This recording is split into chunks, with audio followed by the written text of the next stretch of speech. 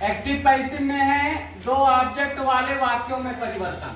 ठीक है बेटा, ऐसे कुछ वाक्य होते हैं जिसमें डबल ऑब्जेक्ट होता है। ठीक है बेटा, दो ऑब्जेक्ट होता है, तो उनमें कैसे परिवर्तन किया जाएगा आज हम लोग सीखने वाले हैं। क्लियर है जी सर। तो पहले बेटा हम लोग समझ लेते हैं कि डायरेक्ट ऑब्जेक्ट और इनडायरेक्ट, दो ऑब्जेक्ट है तो एक ऑब्जेक्ट आपका डायरेक्ट होगा और एक ऑब्जेक्ट क्या होगा, इनडायरेक्ट। ठीक है, तो पहले हम समझेंगे सेंटेंस के द्वारा कि कौन सा डायरेक्ट ऑब्जेक्ट होता है और कौन सा इनडायरेक्ट ऑब्जेक्ट होता है। तो बेटा जो डायरेक्ट ऑब्जेक्ट होगा ना वो क्या होगा, निर्जीव होगा। ठीक है, वो कैसा होगा, निर्जीव। जो आपका डायरेक्ट ऑब्जेक्ट होगा बेटा वो निर्जीव होगा। एक तो इस तरीके से पहचान सकते हैं और दूसरा तरीका है कि अगर वर्ब से क्या का प्रश्न कर लिया जाए, वर्ब से किसका प्रश्न किया जाए, क्या। वर्ब से पहले अगर क्या लगा दिया जाए तो जो चीजें निकल कर आएगी वो आपका क्या हो जाएगा, डायरेक्ट ऑब्जेक्ट हो जाएगा। क्लियर है जी। अब इनडायरेक्ट ऑब्जेक्ट देखते हैं बेटा। जो इनडायरेक्ट ऑब्जेक्ट होता है वो सदैव सजीव होता है। ठीक है, कैसा होता है, सजीव होता है। और वर्ब से किसका प्रश्न किया जाए, किसको या किससे का अगर हम प्रश्न करते हैं, किससे प्रश्न करते हैं, वर्ब से। ठीक है, अगर वर्ब से किसको या किससे का प्रश्न करते हैं तो जो चीजें आएंगी वो आपका क्या कहलाएंगी, ठीक है।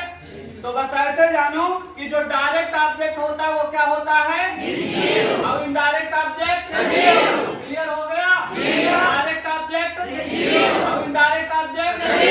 ठीक है, तो नीचे दिया गया है सेंटेंस। ठीक है बेटा, और सेंटेंस के थ्रू हम लोग देख लेते हैं।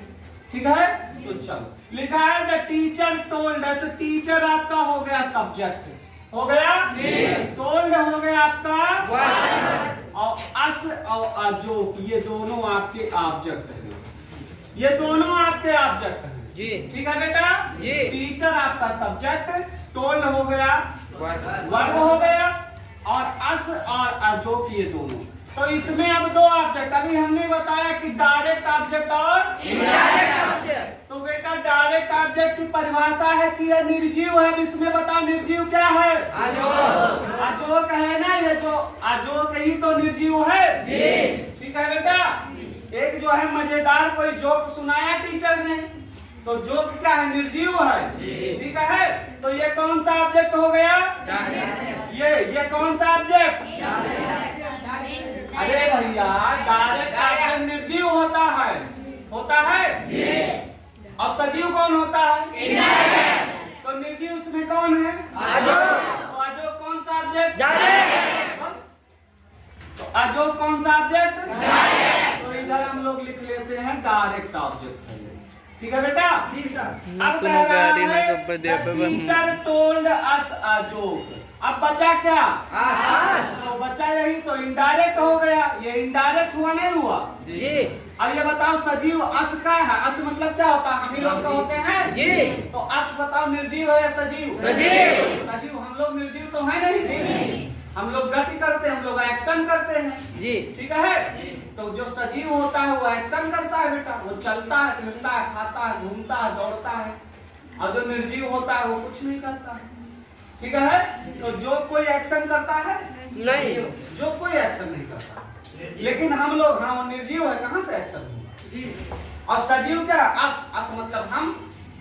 ठीक है, तो हम क्या करते हैं बेटा, एक्शन करते, कार्य करते हैं।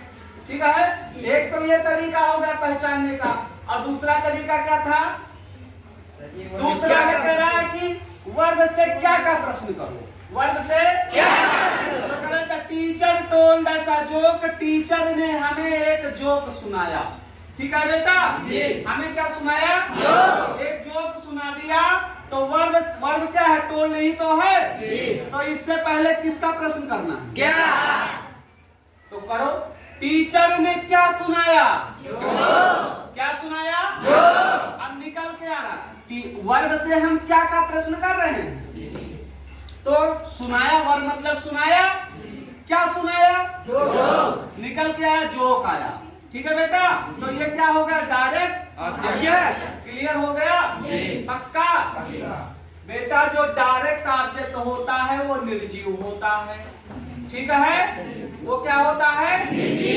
दूसरी भाषा में कहा जाए तो उससे क्या किया जाए? अगर वर्ब से पहले क्या लगाकर उससे प्रश्न कर लिया जाए तो जो चीजें निकल कर आएंगी वो क्या कहलाएंगी? Direct object कहलाएंगी। ठीक है, समझ में आ गया? पक्का? ठीक, चलो। इनडायरेक्ट ऑब्जेक्ट को कह रहा करे किसको का प्रश्न करो, वर्ब से किसको प्रश्न करो, वर्ब से किसको। तो अभी तो हो गया था कि टीचर ने सुनाया, टीचर ने सुनाया, तो अभी क्या लगाया? क्या सुनाया? जोक निकल के आया।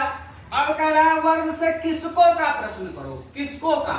तो किसको सुनाया? हमें। अस को। किसको सुनाया?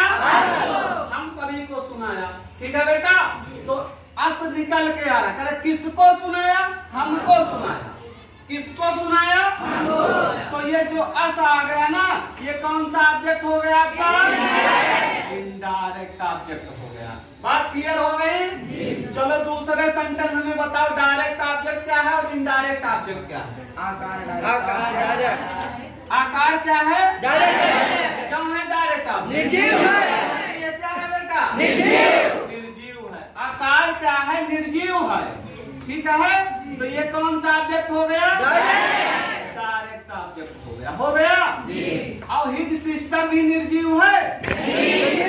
सजीव है। सिस्टर क्या है? सजीव है ना। तो सजीव है तो ये कौन सा ऑब्जेक्ट हो गया? डायरेक्ट ऑब्जेक्ट हो गया। क्लियर हो गया? जो निर्जीव, कार निर्जीव है तो डायरेक्ट ऑब्जेक्ट, और सिस्टर सजीव है तो कौन सा ऑब्जेक्ट हो गया? क्लियर हो गया? Direct indirect object. तो बेटा जो डबल ऑब्जेक्ट वाले वाक्य हैं इनको दोनों तरीके से बनाया जा सकता है।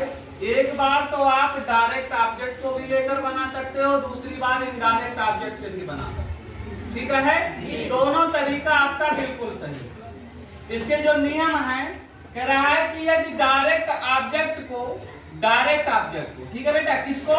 डायरेक्ट ऑब्जेक्ट को। कह रहा है यदि डायरेक्ट ऑब्जेक्ट को पैसिव वॉइस के सब्जेक्ट के रूप में, ठीक है, किसको? डायरेक्ट ऑब्जेक्ट को पैसिव वॉइस के सब्जेक्ट के रूप में अगर प्रयोग कर रहे हैं आप, तो वर्ब के बाद, पॉइंट याद रखना बेटा, वर्ब के बाद और इनडायरेक्ट ऑब्जेक्ट से पहले। ठीक है, किसके लिए है? डायरेक्ट ऑब्जेक्ट के लिए। डायरेक्ट ऑब्जेक्ट क्या है बेटा इसमें? केमिस्ट्री है। ठीक है, केमिस्ट्री क्या है? डायरेक्ट ऑब्जेक्ट, क्योंकि ये निर्जीव है। और डायरेक्ट ऑब्जेक्ट क्या कहता है? डायरेक्ट ऑब्जेक्ट निर्जीव होता है बेटा। ठीक है, डायरेक्ट ऑब्जेक्ट क्या होता है? निर्जीव होता है। तो इसमें केमिस्ट्री निर्जीव है और यही क्या है? डायरेक्ट ऑब्जेक्ट है। क्लियर है? ये आपका डायरेक्ट ऑब्जेक्ट है। तो कह रहा है कि अगर आप डायरेक्ट ऑब्जेक्ट से पैसिव वॉइस बना रहे हैं तो सब्जेक्ट के रूप में जब डायरेक्ट ऑब्जेक्ट को आप लेकर आएंगे तो वर्ब के बाद, ठीक है, पैसिव वॉइस की बात कर रहा है, वर्ब के बाद और इनडायरेक्ट ऑब्जेक्ट से पहले आपको प्रीपोजिशन टू का प्रयोग करना पड़ेगा, नहीं तो आपका वाक्य अशुद्ध माना जाएगा। ठीक है, तो चलो हम डायरेक्ट ऑब्जेक्ट को लेकर पैसिव वॉइस बना लेते हैं बेटा। ठीक है, तो केमिस्ट्री को हम क्या करेंगे? वाक्य का सब्जेक्ट बना लेंगे। ठीक है बेटा, तो हमने क्या किया? केमिस्ट्री को वाक्य का सब्जेक्ट बना लिया, नए वाक्य का सब्जेक्ट बनाया। अब यहाँ वर्ब का कौन सा फॉर्म लगा है? अब फर्स्ट फॉर्म अगर एक्टिव वॉइस में है तो पैसिव में क्या लिखोगे? हेल्पिंग वर्ब के रूप में इजयमार लिखना पड़ेगा। तो केमिस्ट्री आपका सिंगुलर है बेटा, केमिस्ट्री एक वचन है, तो एक वचन के साथ क्या लिखोगे? इज लिख दिया आपने। तो केमिस्ट्री इज।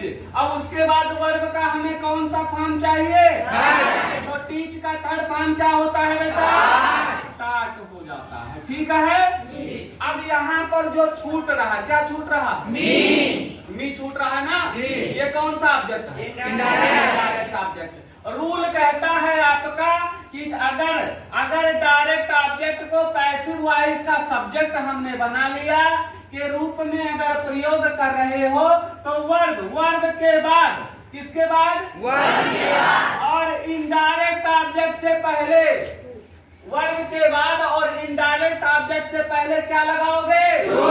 तो यहाँ पर टू लिखकर और मी, यही तो इनडायरेक्ट ऑब्जेक्ट है, इसको यहीं पर लिख। ठीक है, तो हो जाएगा chemistry is taught to me, उसके बाद लगाओगे बाई, और कौन है? अलख। तो लिख दो डॉक्टर अलख नारायण। ठीक है बेटा? अब ये तरीका आपका एकदम सही है, लेकिन अगर आप इनडायरेक्ट ऑब्जेक्ट से सब्जेक्ट को बना रहे हैं, पॉइंट नंबर 2, यदि इनडायरेक्ट ऑब्जेक्ट को पैसिव वॉइस का सब्जेक्ट बना रहे हैं आप, किसको बना रहे हैं? इनडायरेक्ट ऑब्जेक्ट से, अगर मतलब मी से, इससे भी बनाओगे तब भी सही, इससे भी बनाओगे तब भी सही। तो अगर आप इनडायरेक्ट ऑब्जेक्ट से सेंटेंस बना रहे हैं, कह रहा है कि पैसिव वॉइस के सब्जेक्ट के रूप में प्रयोग किया जा रहा है, तो वर्ब के बाद और डायरेक्ट ऑब्जेक्ट से पहले प्रीपोजिशन टू का प्रयोग नहीं होगा। बात क्लियर हो गई? अगर डायरेक्ट ऑब्जेक्ट से आप बना रहे हैं तो वर्ब, जो वर्ब आपका है और जो इनडायरेक्ट ऑब्जेक्ट है, इसके बीच में आपको प्रीपोजिशन टू लगाना होगा, लेकिन जब डायरेक्ट से बनाओगे तो प्रीपोजिशन टू नहीं लगेगा। चलो बना के देख लेते हैं। तो मी को ले लो और मी आगे आएगा तो बेटा क्या हो जाएगा? क्योंकि यहाँ पर ये ऑब्जेक्टिव केस में है और नए वाक्य का अब ये सब्जेक्ट बन रहा है, तो जब ये सब्जेक्ट बनेगा तो सब्जेक्टिव केस पर आएगा, और मी का सब्जेक्टिव केस क्या होता है? आई। तो यहाँ पर भी वर्ब का फर्स्ट फॉर्म ही तो है, अब फर्स्ट फॉर्म है तो हेल्पिंग वर्ब है, आई के साथ आर लगाओगे तब क्या लगेगा? आई के साथ एम ही लगेगा। ठीक है बेटा? तो आई के साथ क्या लग गया? और टीच का थर्ड फॉर्म तो टॉट। ठीक है, आई एम टॉट। अब बच क्या रहा है? ये कौन सा ऑब्जेक्ट है? डायरेक्ट ऑब्जेक्ट है। इनडायरेक्ट ऑब्जेक्ट से हम बना रहे हैं तो वर्ब के बाद और डायरेक्ट ऑब्जेक्ट के बीच में कोई भी प्रीपोजिशन का प्रयोग नहीं करना है, इसको पूरा पूरा ऐसे छाप लो भैया। तो आई एम टॉट और क्या बचा था? केमिस्ट्री, केमिस्ट्री को लिख लीजिए। ठीक है, आई एम टॉट केमिस्ट्री किसके द्वारा? बाय डॉक्टर अलख। तो लिख लो बाय डॉक्टर अलख। बात समझ में आ गई बच्चा? पक्का?